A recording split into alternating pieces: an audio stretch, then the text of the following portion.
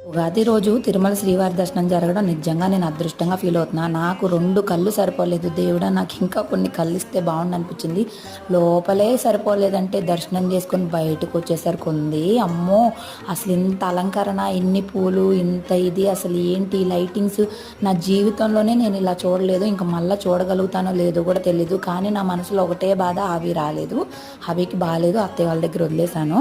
ఆలోచన అంతా హవి మీదే ఉంది. ఇంక ఇక్కడ అంతా బాగా అలంకరణ చేశారు. మీలో ఎవరైనా ఉగాది రోజు శ్రీవారి దర్శనం చేసుకుంటే కనుక కింద కామెంట్ చేయండి. అసలు 2 కళ్ళు నిజంగా సరిపోవండి. ఇక్కడ ఏనుగులను కూడా పువ్వులతోటి భలే అలంకరణ చేశారు.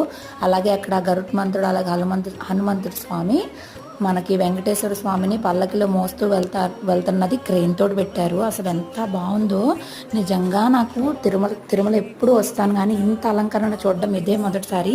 నాకు చాలా సంతోషంగా అనిపించింది, చాలా చాలా హ్యాపీగా అనిపించింది.